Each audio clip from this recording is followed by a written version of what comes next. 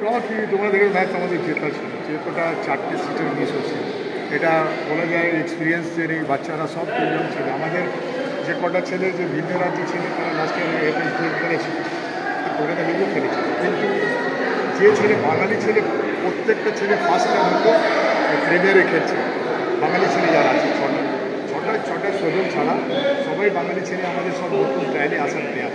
আমরা এটা বুদ্ধি করে ব্যান্ড হওয়ার আগে আমরা যেটা সেই করে দিয়েছিলাম, আজকে টুর্নামেন্ট আমাদের পেরেছি। আমাদের যে বিভিন্ন রাজ্যের প্লেয়াররা সবাই ভালো করেছে, কিন্তু যেগুলো মিস করেছে মানে স্টুডেন্ট যদি মিস করেছে, সেটা যদি না হলে আমরা আজকে জিতে বেরোতাম।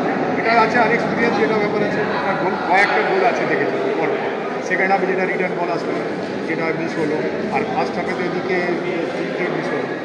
তাই কোনো কথা একটু আমাদের মানে এক্সপিরিয়েন্স নেই বলে জিনিসটা এরকম হচ্ছে।